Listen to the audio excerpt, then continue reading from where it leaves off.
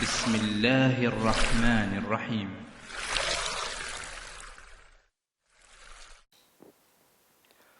السلام عليكم ورحمة الله وبركاته.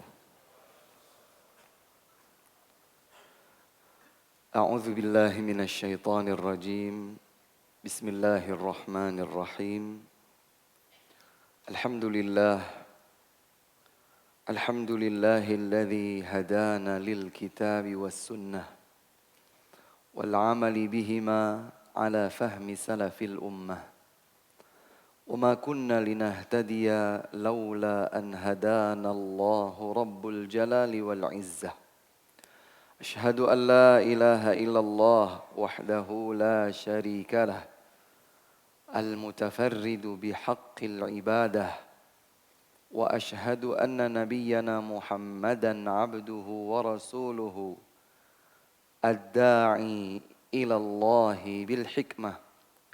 صلوات ربي وسلامه عليه وعلى آله وأصحابه ومن استنى بسنته واهتدى بهديه إلى يوم القيامة. أما بعد، اللهم علمنا ما ينفعنا وانفعنا بما علمتنا وزدنا علما. اللهم إنا نسألك علما نافعا ورزقا طيبا وعملا متقبلا. اللهم آت نفوسنا تقواها وزكها أنت خير من زكاها أنت وليها ومولاها. اللهم إنا نعوذ بك من منكرات الأخلاق والأعمال والأهواء والأدواء. اللهم إنا نعوذ بك من البرص والجنون والجذام ومن سيء الأسقام.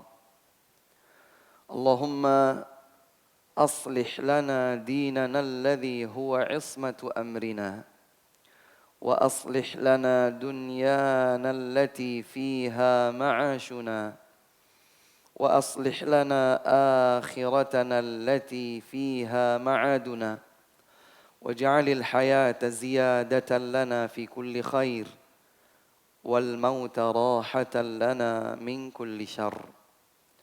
ثم أما بعد، ikhwan dan akhwat, hadirin hadirat jamaah salat subuh rahimakumullah. Alhamdulillah, hendaklah tidak henti-hentinya kita bersyukur kepada Allah Jalla wa'ala atas limpahan nikmat dan karunia yang tidak seorang pun di antara manusia sanggup untuk menghitungnya. Ada salah satu kaidah dan prinsip hidup seorang mukmin bahwa apabila ia bersyukur kepada Allah Azza wa Jal dengan sebenar-benarnya syukur, maka pasti Allah akan tambahkan untuknya. Sebaliknya, apabila seorang hamba lalai dari bersyukur kepada Allah Subhanahu wa ta'ala, niscaya ancaman siksa dan azab Allah Subhanahu wa ta'ala pasti akan ia terima. Ma'asyiral ikhwah wal akhawat rahimakumullah, salawat serta salam semoga terus tersampaikan kepada Nabi yang kita cintai bersama, Nabi Muhammad sallallahu alaihi wa ala alihi wasallam. Tidak hanya syafaatnya yang kita nantikan, lebih daripada itu, kita semua berharap memohon kepada Allah Subhanahu wa ta'ala agar dikumpulkan bersama beliau Rasulullah sallallahu alaihi wasallam di keabadian surga tertinggi Al-Firdaus bersanding dekat dengan beliau sallallahu alaihi wasallam. Hadirin dan hadirat rahimakumullah, melanjutkan kebersamaan kita mengkaji kitab Al-Kabair, kumpulan dosa-dosa besar yang disusun oleh beliau Al-Imam Az-Zahabi rahimahullahu ta'ala. Namun sebelum kita melanjutkannya, izinkan kami untuk mengingatkan kepada kita semua urgensi dan arti penting bersabar dalam talabul ilmi. Penting untuk senantiasa kita ingat, karena talabul ilmi, belajar ilmu agama adalah ibadah yang mulia. Dan pasti syaitan tidak tinggal diam membiarkan kita melakukannya dengan baik. Pasti syaitan memiliki 1.000.001 cara untuk menggelincirkan kita dari jalan kebaikan itu. Apakah dengan merubah niat kita yang murni, tulus kepada Allah menjadi niat yang lain? Ataukah dengan cara menyelipkan rasa bosan, letih, malas, dan membisikkannya di dalam kalbu kita? Atau menjadikan kita salah berteman, sehingga dengan teman yang tidak tepat tersebut, kita tidak lagi bersemangat dalam menuntut ilmu dan cara-cara yang lain. Lihatlah keteladanan para sahabat radhiyallahu ta'ala anhum wa ardahum dalam menuntut ilmu. Sangat banyak kisah para sahabat yang menunjukkan semangat mereka di dalam belajar ilmu agama. Tidak terkecuali sahabat terbaik kedua setelah Abu Bakar As-Siddiq radhiyallahu anhu, dialah Umar ibn al-Khattab radhiyallahu anhu. Siapa di antara kita yang tidak tahu kedekatan Umar kepada Nabi Muhammad sallallahu alaihi wasallam? Bahkan Umar adalah mertua Rasulullah sallallahu alaihi wasallam.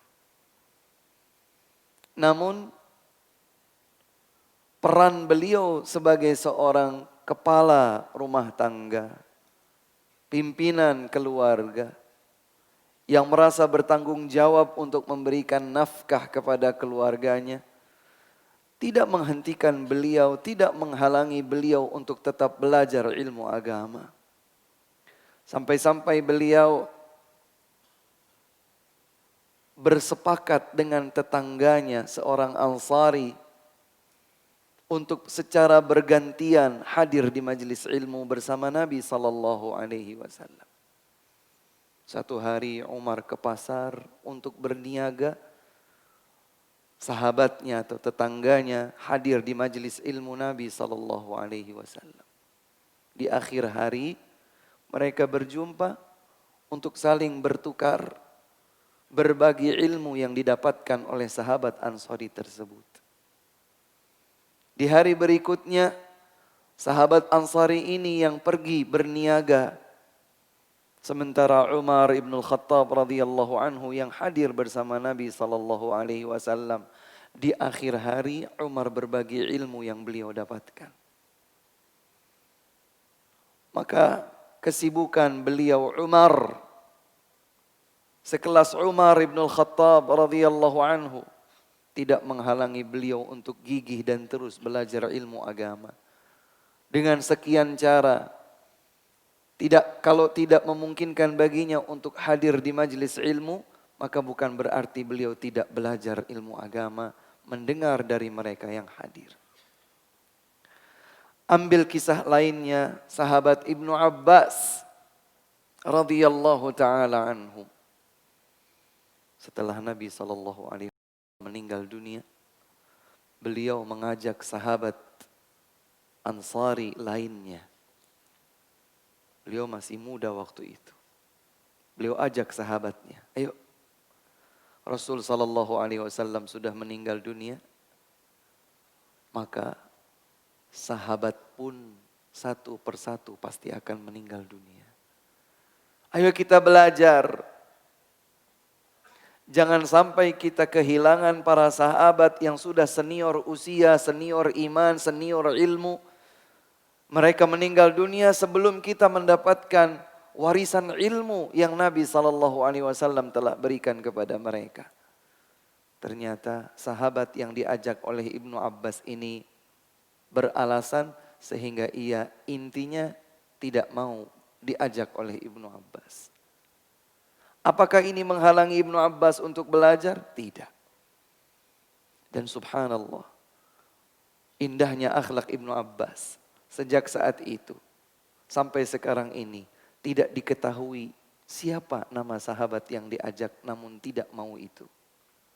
Untuk menjaga kehormatannya.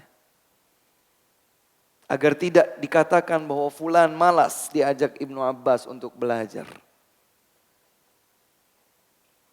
Dan di antara kisah Ibnu Abbas setelah itu beliau seringkali sendirian cari hadis kepada sahabat fulan. Diketahui misalnya fulan yang lain, satu-satunya sahabat yang tersisa pernah mendengar satu hadis telah disabdakan oleh Nabi SAW. Ibnu Abbas langsung mendatanginya. Bahkan Ibnu Abbas berkata, aku ingat sekali. Aku menunggu di pintu seorang sahabat yang diketahui dialah sahabat terakhir mendengar hadis tertentu yang aku ingin dengar langsung darinya. Karena dia telah dengar langsung dari Nabi SAW. Ini sahabat terakhir, aku datangi. Tapi karena beliau tidak ingin mengganggu sahabat tersebut di waktu istirahatnya, maka Ibnu Abbas rela untuk menunggu di depan pintu rumahnya. Di mana? Menunggu di depan pintu rumahnya sampai tertidur. Kata beliau, aku masih ingat saat angin padang pasir menerpa wajahku. Subhanallah. Sehingga ketika sahabat ini keluar dari rumahnya ditanya, "Ya ibna ammi Rasulillah sallallahu alaihi wasallam, wahai putra paman Rasul sallallahu alaihi wasallam." Al-Abbas adalah pamannya Rasul. Ibnu Abbas adalah putra dari paman Rasul. Wahai putra paman Rasul sallallahu alaihi wasallam, apa yang menjadikan engkau datang ke sini? Seandainya engkau cukup mengirimkan seseorang, mengutus seseorang untuk menemuiku, maka aku yang akan datang dengan hajatmu. Karena engkau adalah kerabat Rasul sallallahu alaihi wasallam. Tapi jawab Ibnu Abbas, tidak. Aku yang punya hajat kepada engkau. Aku mendengar bahwa engkaulah sahabat yang secara langsung mendengarkan dari Rasulullah sallallahu alaihi wasallam hadis tertentu dan aku datang untuk menggalinya darimu. Subhanallah. Semangat belajar. Sehingga kata para ulama, man lam yadhuq dhullat ta'allumi sa'ah tajarra'a ka'sal jahalati tula hayati. Siapa yang tidak merasakan rendah dan hina dirinya saat belajar ilmu agama, tidak bersabar dengan hal tersebut, maka dia akan menenggak gelas kebodohan sepanjang hidupnya. Bersabarlah. Menuntut ilmu adalah jalan untuk menggapai kemuliaan. Dan pasti syaitan akan menghalangi kita dengan berbagai caranya. Bersabarlah untuk meraih kemuliaan Allah subhanahu wa ta'ala. Karena kemuliaan yang dijanjikan oleh Allah bagi hamba-hamba yang dianugerahi ilmu agama adalah sebuah keniscayaan. Allah berfirman, yarfa'illahu alladhina amanu minkum walladhina utul ilma darajat. Allah subhanahu wa ta'ala mengangkat kedudukan hamba yang beriman dan hamba yang dianugerahi ilmu agama, diangkat oleh Allah kedudukan mereka derajat yang tinggi. Semoga Allah Subhanahu wa taala memuliakan kita tidak dengan harta, tidak dengan pangkat atau jabatan, tidak dengan status sosial, tidak dengan garis keturunan, tapi dengan iman dan ilmu agama. Ikhwan dan akhwat rahimakumullah, kita lanjutkan kajian kita dalam kitab Al-Kabair dan kita masuk pada dosa besar yang ke-48, al-baghyu, yang artinya adalah kezaliman. Allah Subhanahu wa taala berfirman dalam surat Asy-Syura ayat 42. A'udzu billahi minasy syaithanir rajim. Innamas sabilu 'alal ladzina yadhlimuna an-nasa wa yabghuna fil ardi bighairil haqq. Ulaika lahum 'adzabun alim. Sesungguhnya hukuman Allah Subhanahu wa taala diberikan kepada mereka yang menzalimi manusia dan sombong di muka bumi tanpa hak. Mereka atau bagi mereka itulah azab yang pedih. Di dalam ayat ini Allah Subhanahu wa taala menyebutkan karakteristik hamba yang kelak akan mendapatkan ancaman azab pedih dari Allah Subhanahu wa taala. Yang pertama adalah yadhlimunan nas, berbuat zalim kepada manusia, wa yabghuna fil ardi bighairil haqq, dan mereka angkuh, sombong, zalim di atas muka bumi ini tanpa kebenaran.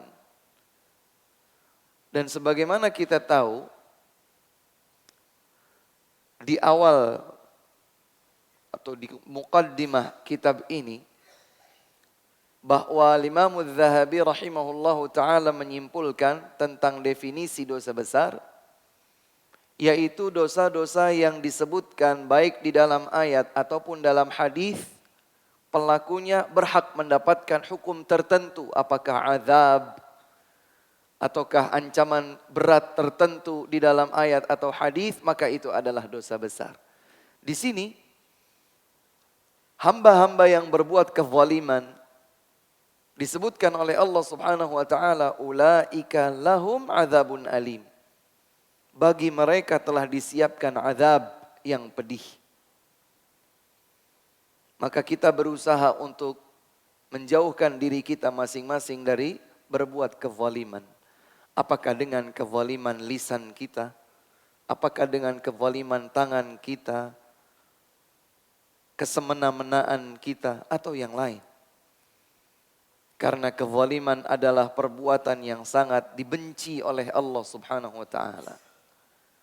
Dan di dalam sebuah hadis qudsi yang cukup panjang, diriwayatkan oleh Imam Muslim dari sahabat mulia Abu Dzar Jundub ibnu Junadah al-Ghifari radhiyallahu anhu, Allah Subhanahu wa taala berfirman, Ya ibadi, inni haramtu adh-dhulma ala nafsi wa ja'altuhu bainakum muharraman fala tadhalamu. Hadis panjang ini diawali dengan panggilan Allah Subhanahu wa taala kepada hamba-hambanya, ya ibadi, wahai hamba-hambaku, inni haramtu dzulma ala nafsi.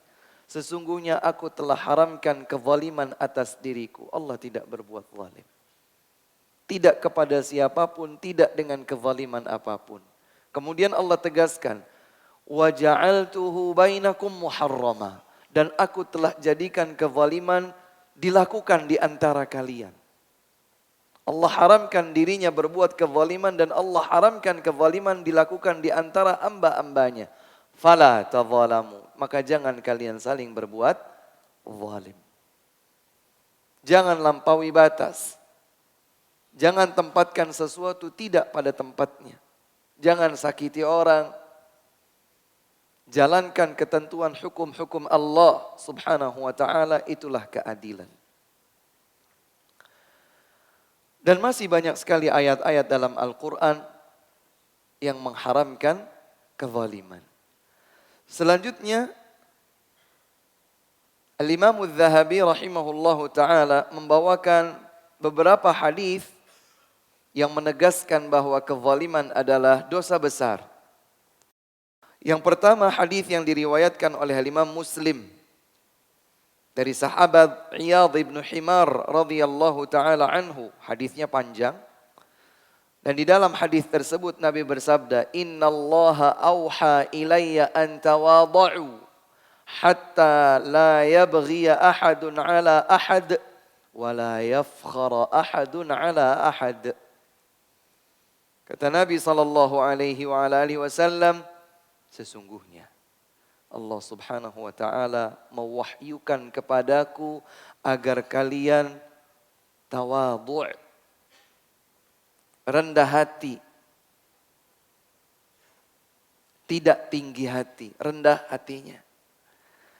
Al-Hasanul Basri rahimahullahu ta'ala disebutkan beliau mendefinisikan tawadhu' dan berkata, an takhruja min baitika fala tara ahadan illa dhananta annahu khairum mink. Tawadhu', rendah hati itu adalah engkau keluar dari rumahmu dan tidaklah engkau melihat seseorang kecuali engkau meyakini bahwa orang tersebut lebih baik daripada dirimu. Subhanallah. Tentu yang dimaksud di sini adalah sesama saudara muslim, mukmin. Keluar dari rumah dan tidaklah kita melihat seseorang kecuali kita meyakini orang tersebut lebih baik daripadaku. Ustaz, gimana Ustaz? Saya sudah belajar lama, orang ini mu'allaf. Bagaimana saya merasa keluar rumah untuk memandang dia lebih baik daripada saya? Berprasangka baiklah. Boleh jadi karena justru dia mu'allaf, catatan dosanya lebih sedikit daripada saya.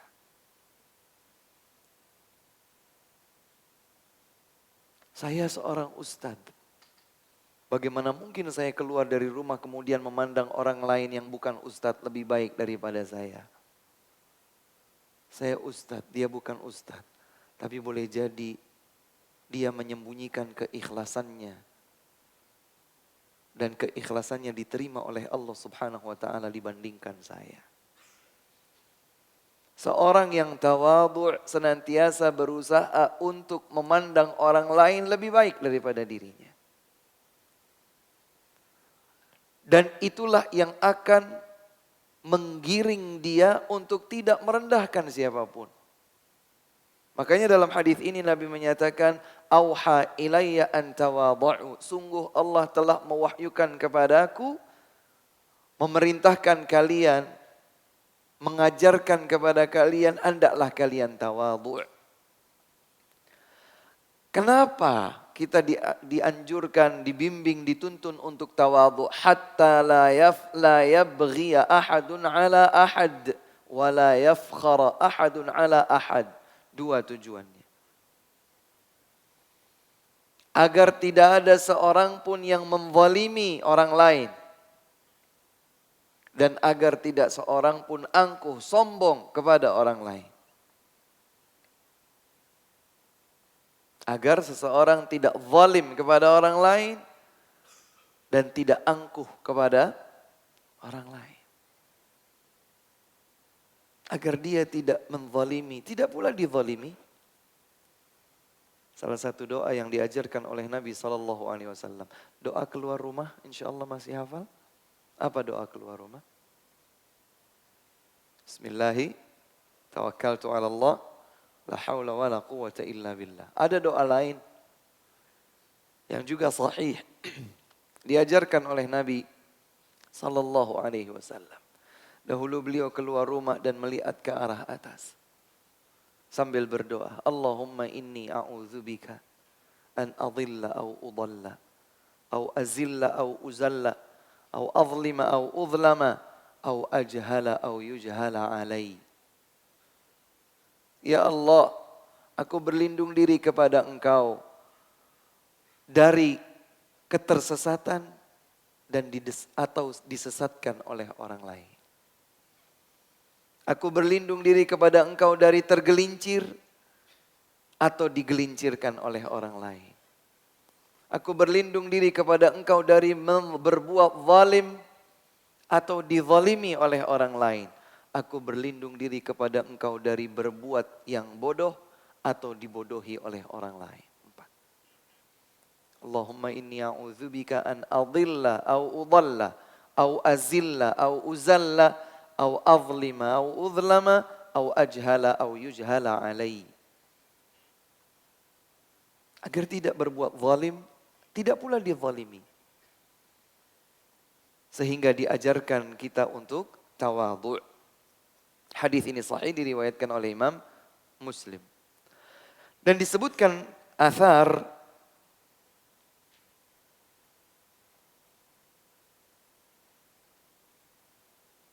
bukan hadis tapi athar, yaitu perkataan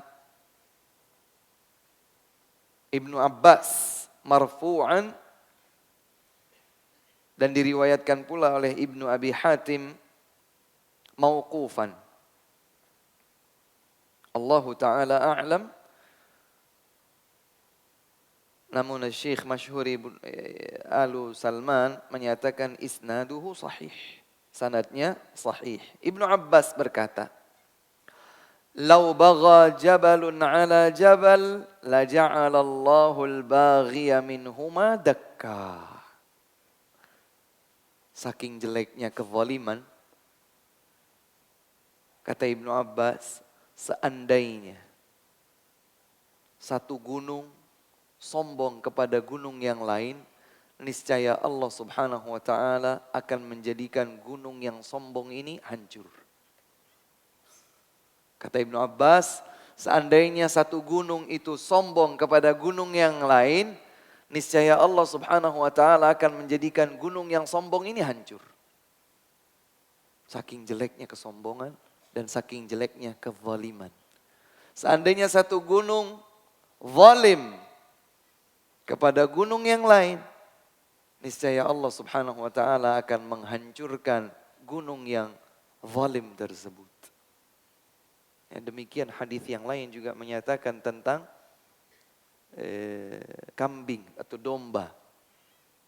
Yang tatkala di dunia domba bertanduk, menyerang, menzalimi domba yang tidak bertanduk, nanti di hari kiamat Allah Subhanahu wa ta'ala akan memberikan kesempatan balasan bagi yang tidak bertanduk untuk mengambil haknya dari yang bertanduk. Subhanallah.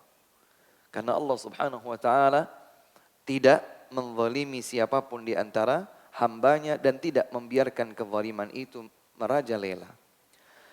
Di dalam sebuah hadis yang sahih, Nabi SAW bersabda, "Ma min dzambin ajdaru an yu'ajjilallahu li sahibihi al-'uqubata fid dunya ma'a ma yaddakhirullahu lahu fil akhirah minal baghyi wa qati'atir rahim." Tidak ada dosa, kata Nabi SAW, tidak ada dosa yang lebih layak untuk disegerakan oleh Allah hukumannya bagi pelakunya di dunia selain dosa yang disimpan untuknya nanti di akhirat, melebihi dosa kezaliman dan memutus tali silaturrahim. Subhanallah. Jadi dosa kezaliman saking beratnya,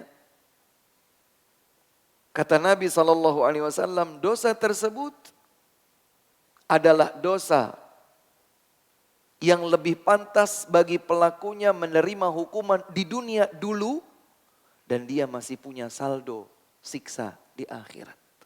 Jadi tidak tuntas di dunia. Di dunia akan diberikan siksa Allah subhanahu wa ta'ala. Allah segerakan hukuman bagi mereka dan Allah subhanahu wa ta'ala juga berikan untuk mereka, para pelaku kezaliman, hukuman di akhirat. Allah ta'ala a'lam, tidak memastikan.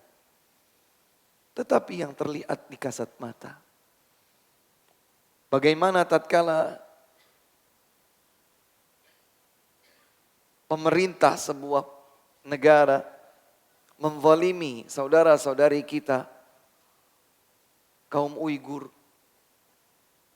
dengan berbagai bentuk kezaliman. Dan ternyata tidak banyak pihak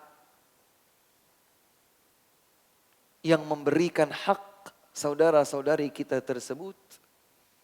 Maka Allah subhanahu wa ta'ala memberikan hukuman kepada mereka, pelaku kezaliman di dunia. Sebelum nanti mereka akan dapatkan hukuman tersebut di akhirat.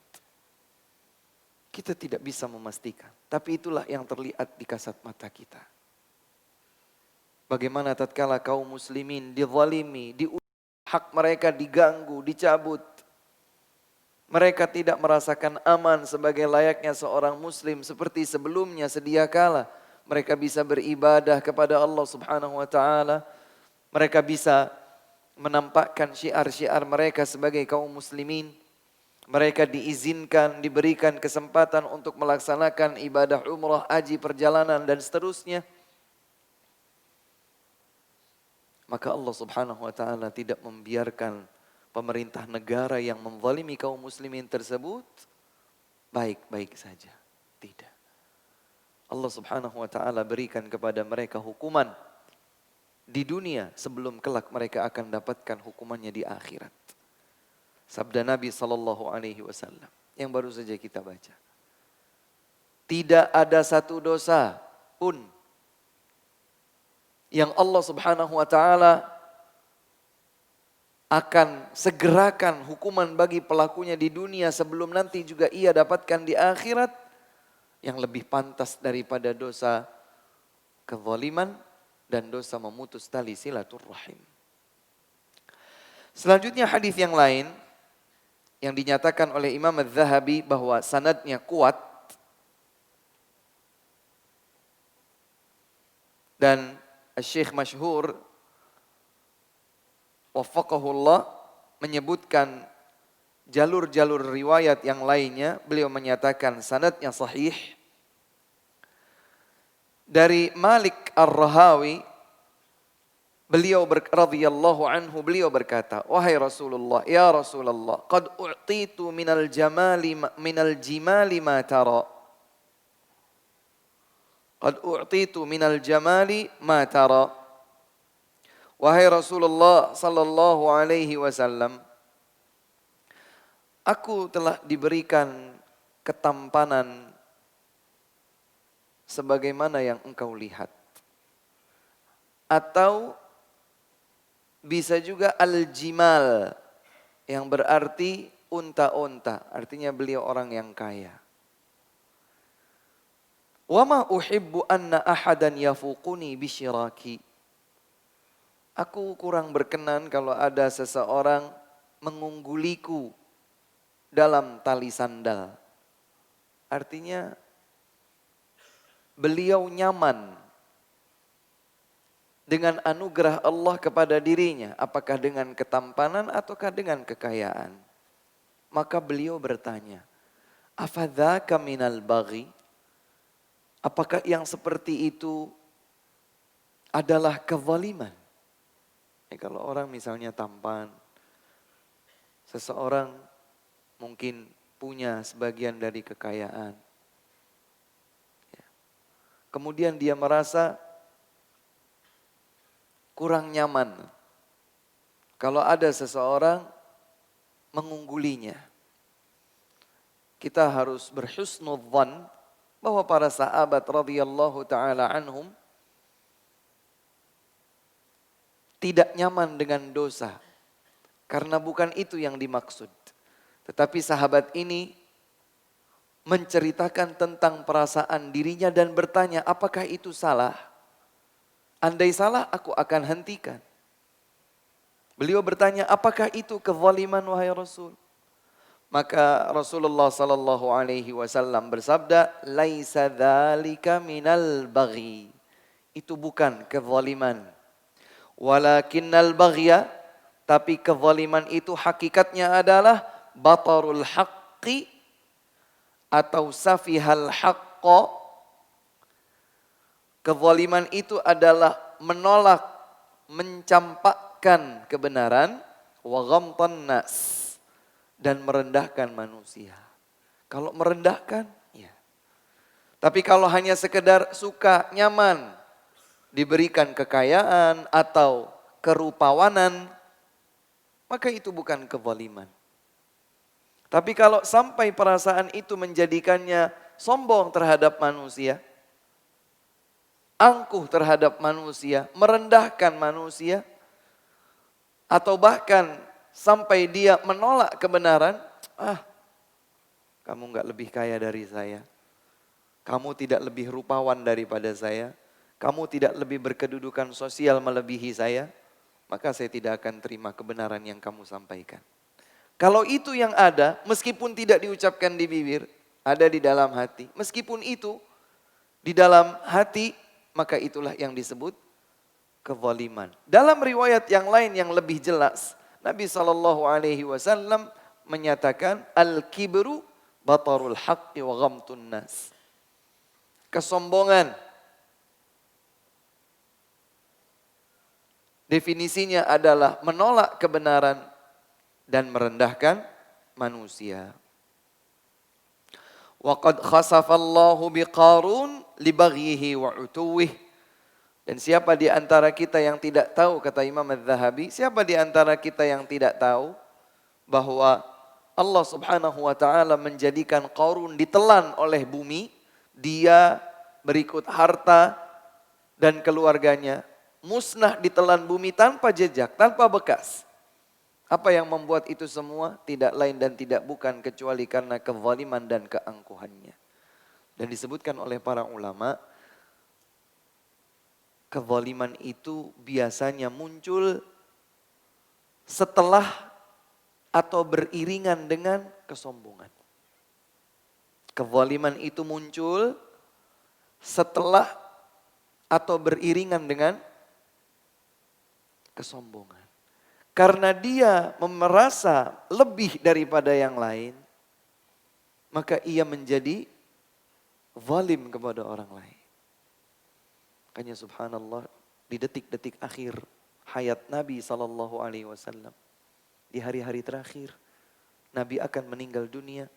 Di antara yang beliau pesankan kepada kita semua sebagai umatnya adalah as-salah, as-salah, wa ma malakat aimanukum. Salat, salat, dan hak budak-budak kalian. Ini budak. Diwanti-wanti oleh Nabi SAW. Perlu kami tegaskan, budak itu adalah seorang manusia seperti kita. Namun ia tidak memiliki kemerdekaan dirinya. Sehingga ia layaknya barang yang bisa diperjualbelikan, itulah budak.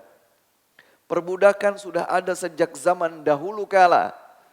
Maka kita dengar perbudakan pun dialami oleh sebagian nabi seperti Nabi Yusuf alaihi salam. Maka Islam datang untuk merapikan dan meniadakan sedikit demi sedikit perbudakan. Kenapa disebut merapikan?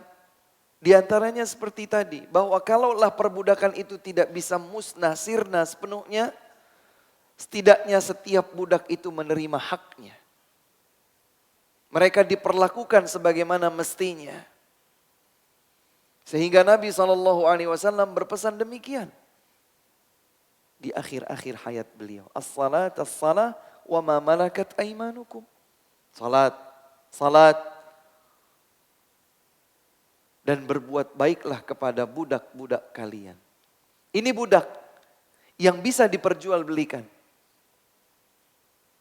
Berarti yang tidak bisa diperjualbelikan seperti pembantu misalnya, asisten rumah tangga, driver atau pemasak atau siapapun yang membantu merapikan, membersihkan rumah kita, ya, menyiapkan banyak hal di rumah kita. Itu mereka bukan budak.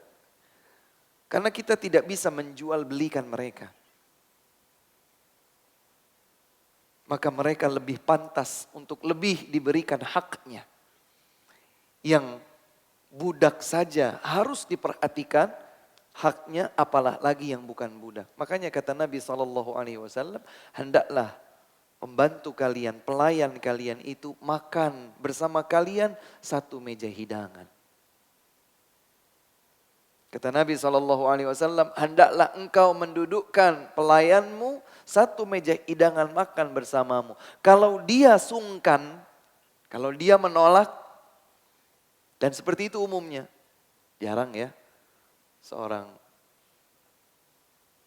majikan berhasil mempersilahkan duduk pembantunya, pelayannya duduk bersama di satu meja hidangan untuk makan.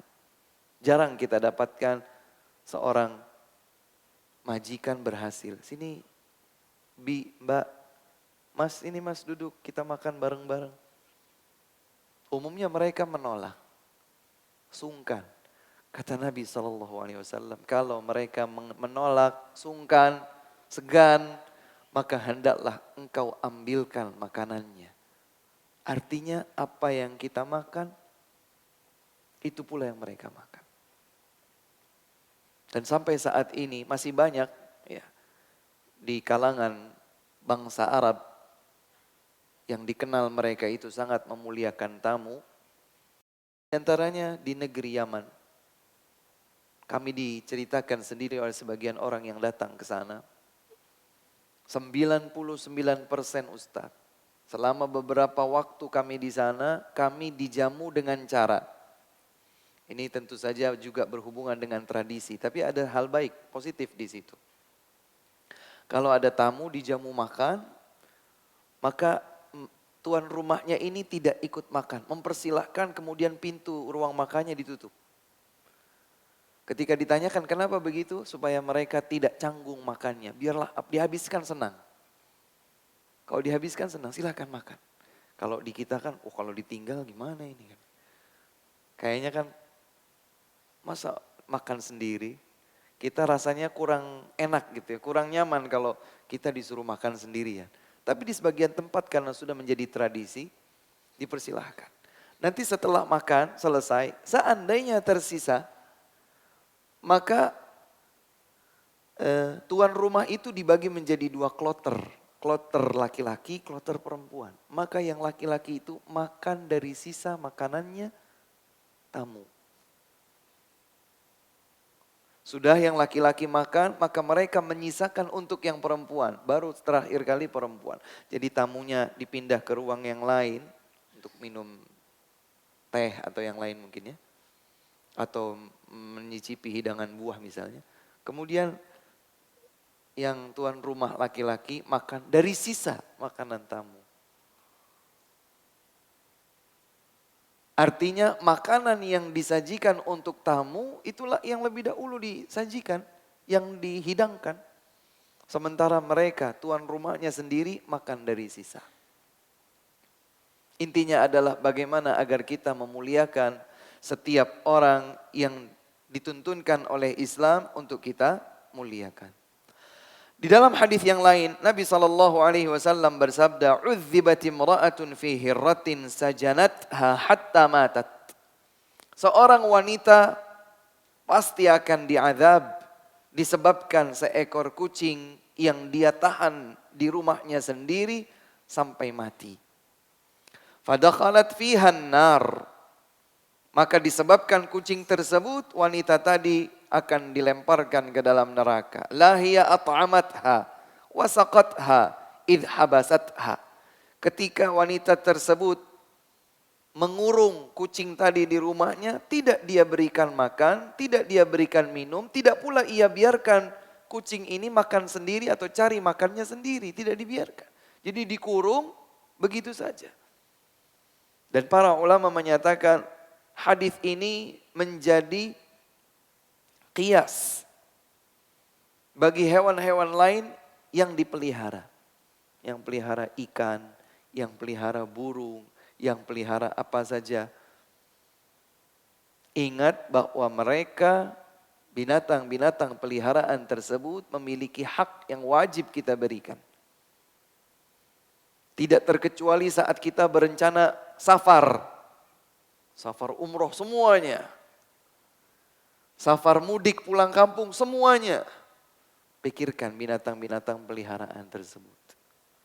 Jangan sampai mereka mati gara-gara kita mengabaikan hak mereka. Nabi tegaskan ada wanita yang kelak bertempat di neraka disebabkan seekor kucing yang tidak dia perhatikan hak makanan minumannya.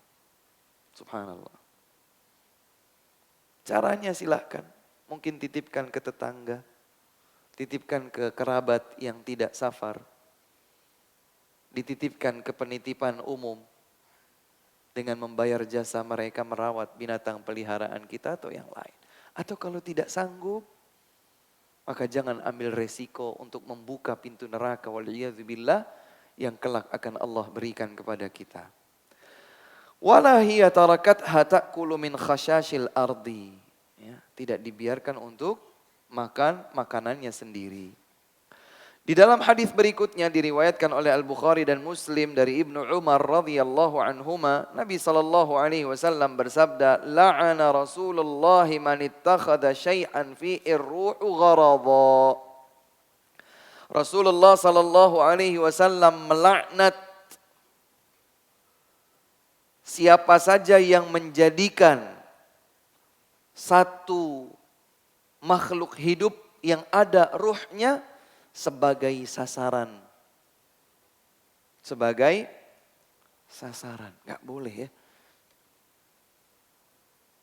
Kadang-kadang kita lihat ada kucing kah atau apakah. Jadi bahan lemparan. Dilempar. Atau burung jadi bahan percobaan. Kalau memang berburu, maka pastikan kita berburu dengan tuntunan Islam. Ada tuntunannya. Bagaimana semestinya kita berburu. Jangan sekedar hanya latihan mau nembak burung. Atau latihan cari ikan dengan tombak. Rasulullah SAW melaknat siapa saja yang menjadikan makhluk hidup tertentu yang padanya terdapat ruh sebagai sasaran. Apakah untuk latihan atau untuk iseng atau senang-senang, na'udzubillah. Cicak misalnya. Kalau mau dibunuh-bunuh. Berlomba untuk mendapatkan pahala gara-gara bunuh cicak. Barang siapa yang memukul satu cicak dengan satu pukulan sampai mati, maka dia mendapatkan pahala sekian-sekian. Jangan dijadikan sebagai sasaran mainan. Dan belakangan saya melihat beberapa kali sebagian sekolah, terutama yang di jenjang SD, untuk mengajarkan materi pegas,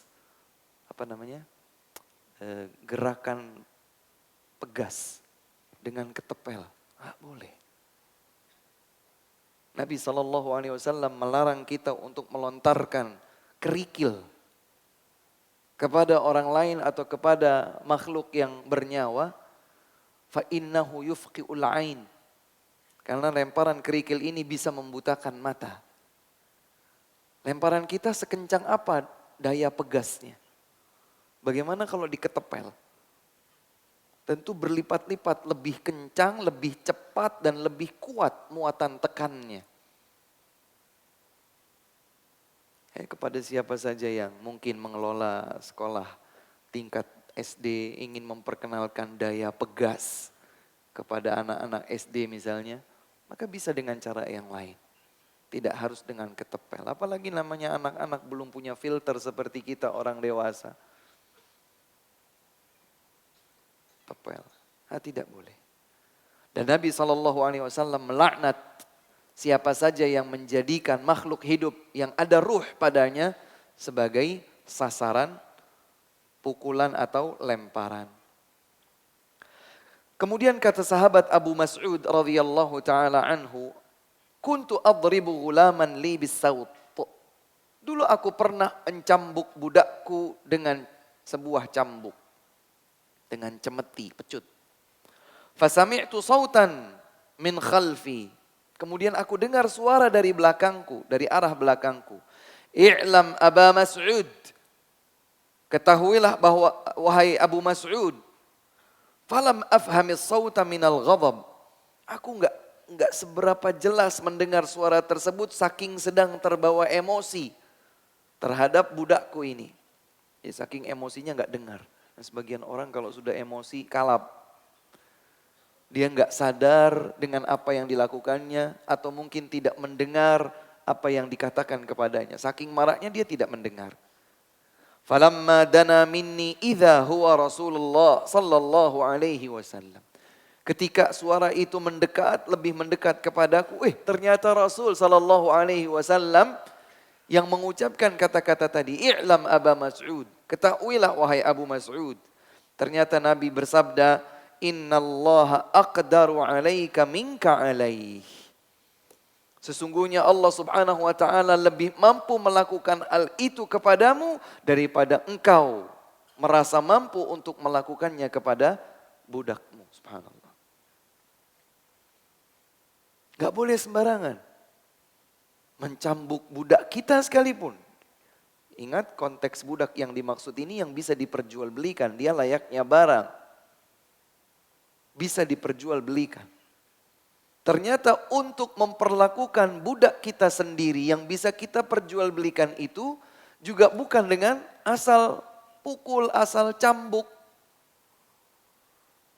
Bahkan Nabi SAW menyatakan sesungguhnya Allah lebih mampu untuk memperlakukan kekerasan itu kepadamu daripada engkau memperlakukannya kepada budakmu sendiri. Subhanallah. Tidak boleh kita sembarangan karena kalau kita sampai zalim terhadap siapapun yang bernyawa, terutama manusia yang bisa memanjatkan doa, hati-hati. Bahkan dalam berbagai riwayat disebutkan, salah satu doa yang tidak tertolak oleh Allah Subhanahu wa taala adalah doa orang yang teraniaya, yang dizalimi. Doa seorang musafir, doa seorang ayah atau ibu untuk anaknya. Dalam riwayat yang lain, Al-Imamul Adil, doa seorang pemimpin yang adil. Yang ketiga adalah doa orang yang dianiaya. Dia dizalimi.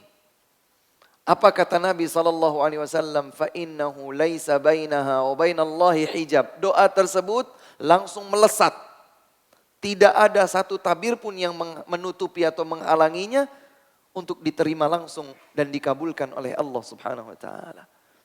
Bahkan dalam beberapa riwayat disebutkan dia akan tembus awan, dia akan tembus pintu-pintu langit.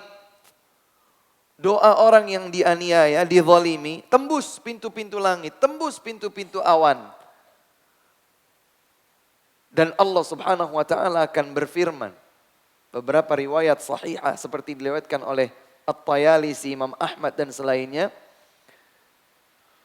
Wa izzati la ansurannaki walau ba'da hin.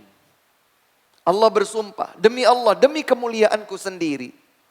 Doa orang yang teraniaya tadi direspon oleh Allah Subhanahu wa taala dan Allah berfirman, demi kemuliaanku aku akan benar-benar menolongmu walaupun setelah beberapa waktu.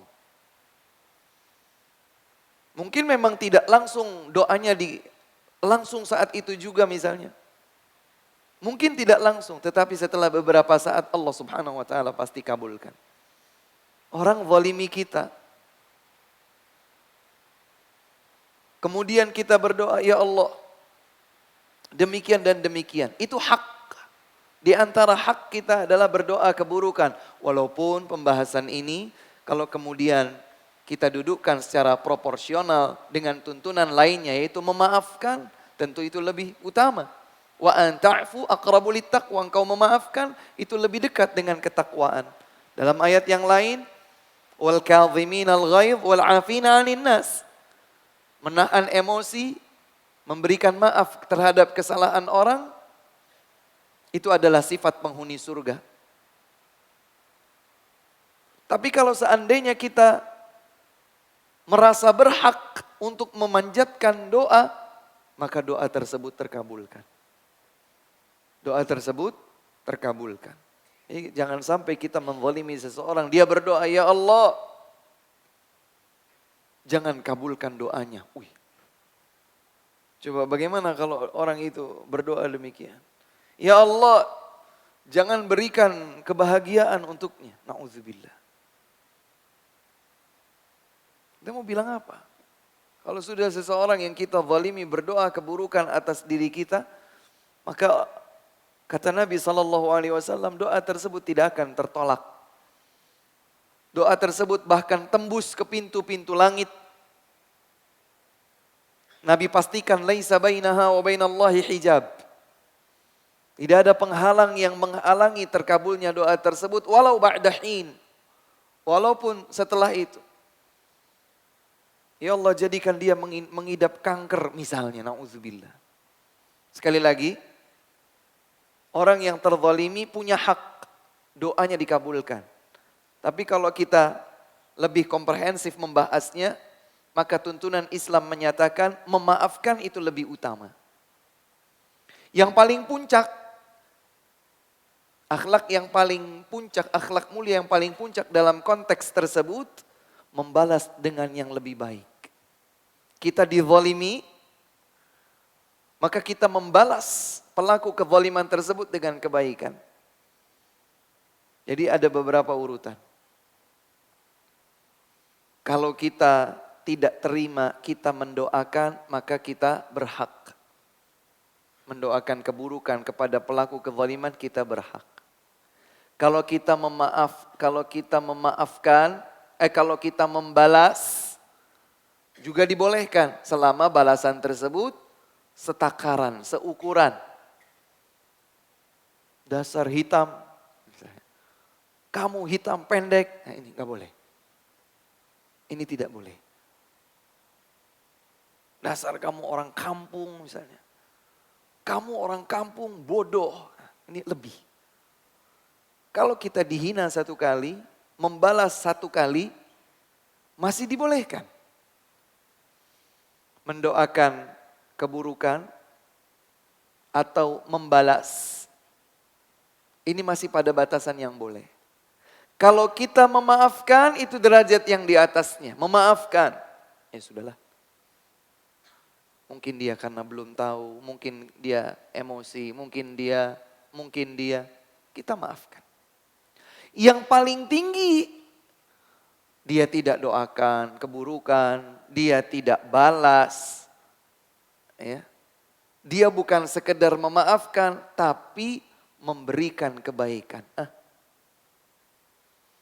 Ada kisah yang luar biasa menarik bagaimana Syekhul Islam Ibn Taimiyah rahimahullah sangat dimusuhi oleh seseorang, ya, seorang tokoh penyimpangan, bid'ah dan yang serupa dengannya di zaman tersebut. Orang itu sangat keji kepada Syekhul Islam Ibn Taimiyah. Dicaci, dituduh dengan fitnah yang palsu dan seterusnya. Begitu meninggal dunia, Al-Imam Ibnul Qayyim rahimahullahu ta'ala, murid setia beliau dengan wajah ceria, memberikan kabar gembira. Wahai guruku, aku berikan kabar gembira kepada engkau, bahwa musuh bebuyutanmu mati. Marah Syekhul Islam Ibnu Taimiyah. Marah. Ada apa kamu ini? Kemudian beliau beristirja. Inna lillahi wa inna ilaihi raji'un. Langsung beliau tunjukkan bagaimana semestinya sikap seorang mukmin. Beliau datang langsung ke rumah keluarga yang ditinggalkan. Beliau sampaikan kepada putra-putra musuh bebuyutan beliau ini, anggaplah aku seperti ayah kalian. Apa yang kalian butuhkan, sampaikan kepadaku, aku akan penuhi hajat kalian. Subhanallah. Dizalimi, tapi membalas dengan kebaikan. Ini akhlak mulia yang paling puncak. Kita kadang-kadang menahan emosi aja, kalau udah berhasil udah bagus. Kayaknya baru menahan emosi kita merasa sudah wow. Padahal selain menahan emosi ada yang lebih bisa kita lakukan. Apa itu? Memaafkan. Karena memaafkan itu derajat lebih tinggi dari sekedar menahan emosi. Orang menahan emosi. Memaafkan lebih daripada itu. Tidak mungkin seseorang bisa memaafkan kecuali sebelumnya dia marah. Tapi dia maafkan. Dia marah, tapi dia maafkan. Itulah memaafkan. Kalau dia nggak marah namanya bukan memaafkan. Ya sudah, maklumi saja. Tidak ambil hati. Tapi dia marah, dia tahan amarahnya, dia berikan maaf. Kita kadang-kadang subhanallah, awas. Dia begitu sama saya juga begitu sama dia. Lihat aja nanti. Kalau kita sudah sampai pada level, sudahlah. Kayaknya kita sudah wow. Padahal ada yang lebih tinggi lagi daripada itu, membalas dengan kebaikan. Orang berbuat buruk pada kita, kita mampu membalasnya. Itulah firman Allah Subhanahu wa taala dalam surat Fussilat ayat 34 dan ayat ini sering diulang-ulang oleh para asatidzah, para khatib. Allah Subhanahu wa taala berfirman, "Wala tastawil hasanatu wala sayyi'ah idfa' billati hiya ahsan. Fa idzal ladzi bainaka wa bainahu 'adawatun ka'annahu waliyyun hamim." Tidak akan pernah sama antara yang baik dengan yang buruk. Enggak mungkin sama. Yang baik-baik, yang buruk-buruk. Di mata Allah Subhanahu wa taala semuanya berbeda. Tidak akan pernah sama yang baik dengan yang buruk. Maka kalau kita diperlakukan buruk, idfa' billati hiya ahsan, balas dengan yang lebih baik. Jadi perlakukan buruk dibalas dengan baik. Dulu waktu kecil, saya pernah mendengar sendiri dari seseorang yang beragama Nasrani.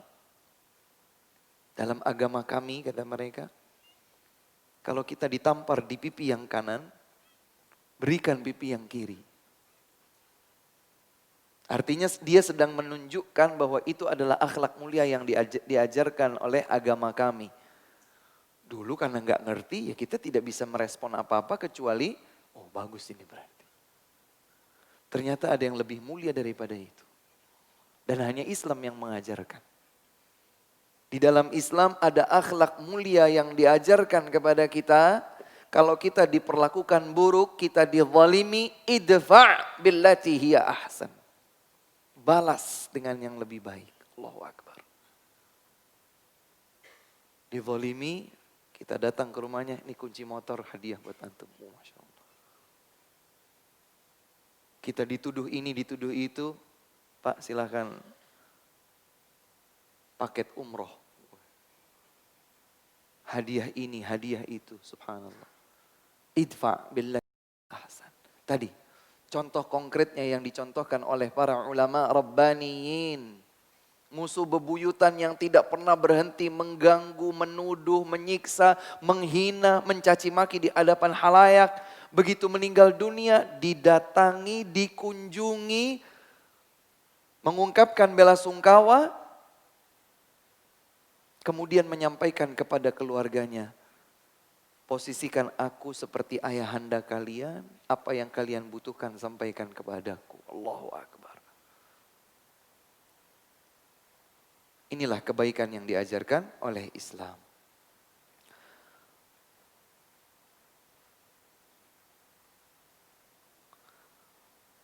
Tadi kisah Abu Mas'ud tadi direspon oleh Abu Mas'ud langsung.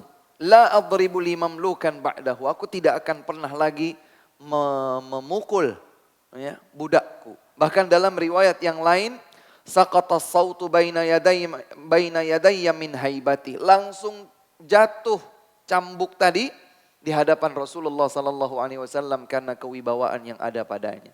Padahal Nabi hanya mengingatkan apa? Wahai Abu Mas'ud, ketahuilah bahwa Allah Subhanahu wa taala lebih mampu melakukan hal itu kepadamu daripada kemampuanmu terhadap budakmu. Subhanallah. Hanya diingatkan seperti itu.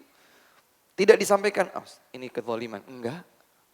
Nabi hanya mengingatkan, i'lam, ketahui bahwa yang engkau lakukan ini kepada budakmu ini. Allah lebih mampu untuk melakukannya kepadamu daripada yang engkau lakukan kepada budakmu.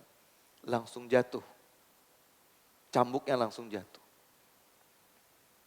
Karena kewibawaan nasihat yang disampaikan oleh Nabi SAW. Riwayat yang lain dari jalur Imam Muslim dalam kitab sahihnya, ya Rasulullah, huwa hurrun liwajhillah. Wahai Rasul, dia merdeka. Karena Allah subhanahu wa ta'ala. Subhanallah. Langsung saat itu juga dimerdekakan perbudakannya. Ama innaka law lam taf'al lalafahatkan nar. Nabi SAW menyambut positif apa yang dilakukan oleh Abu Mas'ud tadi. Nabi bersabda, kalau kamu belum melakukannya, kalau kamu tidak memerdekakannya, mungkin kamu akan dilahap oleh api neraka Allah subhanahu wa ta'ala. Subhanallah. Kezaliman adalah sesuatu yang sangat mengerikan. Man daraba ghulaman lahu haddun lam ya'tihi aw latamahu fa inna kaffaratahu an yu'tiqahu. Siapa yang memukul budaknya sebagai hukuman atas perbuatan yang tidak dilakukannya, atau sekedar menamparnya saja, maka denda kafarahnya adalah memerdekakannya. Jadi budak pun tidak diperlakukan semena-mena dalam Islam. Innallaha yu'adzibul ladzina yu'adzibuna an-nasa fid dunya.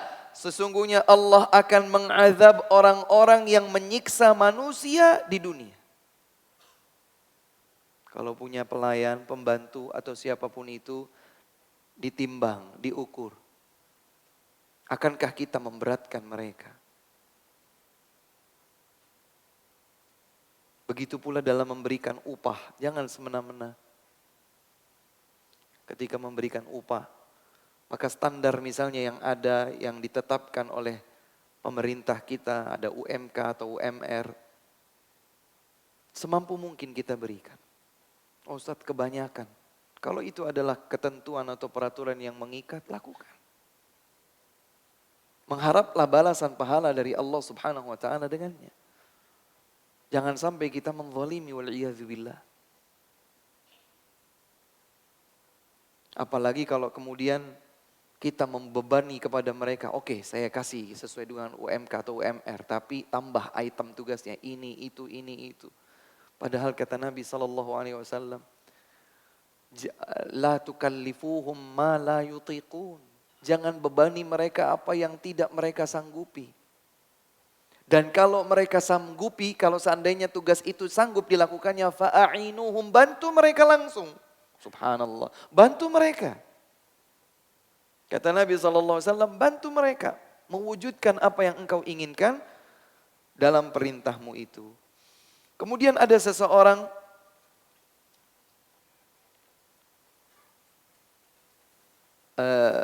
Nabi SAW melewati seekor keledai yang telah diberikan tanda di wajahnya. Kemungkinan besar tanda tersebut dari besi yang dipanaskan. Ya. Diberi tanda di wajahnya. Kata Nabi SAW, Allah melaknat yang melakukan hal ini. Allah melaknat yang melakukan hal tersebut. Dulu kami terheran-heran ya waktu di Madinah. Banyak orang Afrika terutama. Tanda-tanda satu suku dengan suku yang lain itu biasanya ditorehkan di muka, luka. Ada yang satu garis begitu.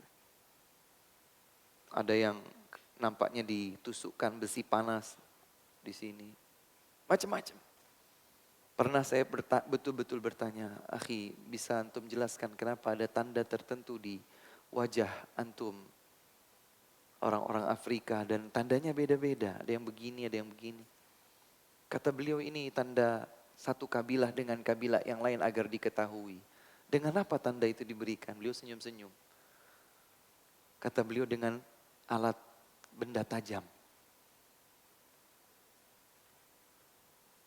Hewan saja yang kalau dikasih tanda, kata Nabi SAW, pelakunya dilaknat oleh Allah Subhanahu Wa Taala. Maka hendaklah yang seperti itu ditinggalkan. Man qatala nafsan mu'ahidatan bighairi haqqiha lam yajid raihatal jannah wa inna rihaha la yujadu min masirati 500 am.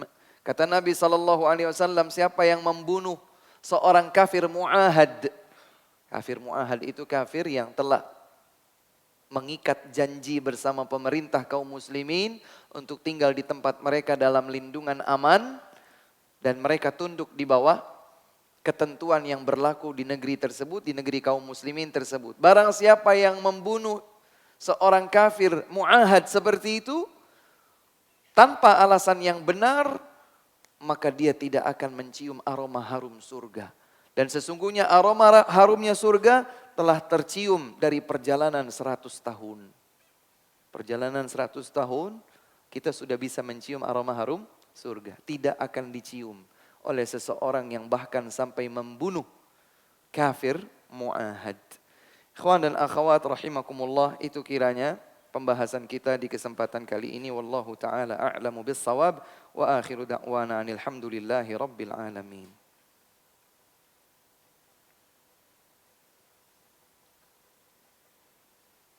Ustadz, bagaimana hukumnya seorang pemilik toko membuat ketentuan aturan, contohnya jika tidak masuk kerja maka gajinya akan dipotong atau dikurangi. Kalau ini tidak masalah, karena transaksinya adalah jasa.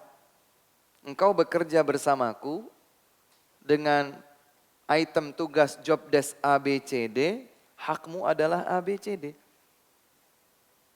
Dan ada juga punishment atau reward yang disepakati.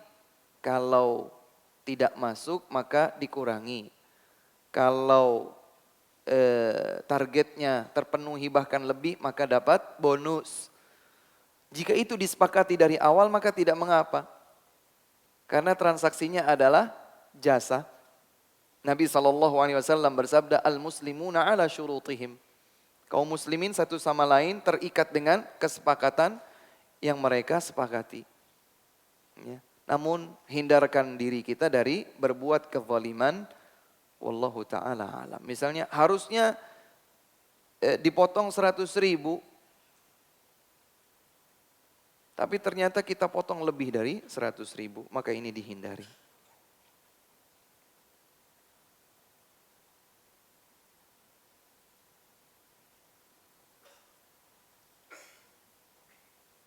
Apakah hadis yang menjelaskan doa orang yang terzalimi derajatnya lemah? Karena ada hadis lain yang menjelaskan Allah tidak menerima dari seorang yang buruk. Bagaimana buruk? Dia diperlakukan buruk. Jadi hadis-hadis yang menyebutkan tentang itu adalah seseorang yang teraniaya, terzalimi. Maka dia berdoa kepada Allah Subhanahu wa taala, ya Allah berikanlah A, B, C kepada pelaku kezaliman. Dan hadisnya sahih. Hadis Mu'adz bin Jabal saat beliau diutus ke Yaman, Bukhari Muslim. Dan ashabus sunan, sahih.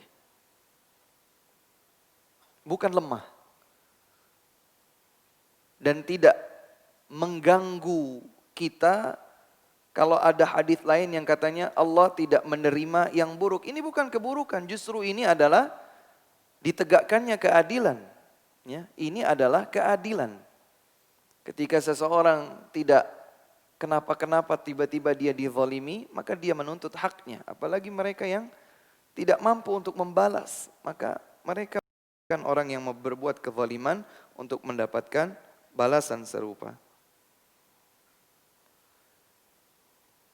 Sebagaimana yang ada pada hadis orang tua yang mendoakan keburukan kepada anaknya tidak akan dikabulkan.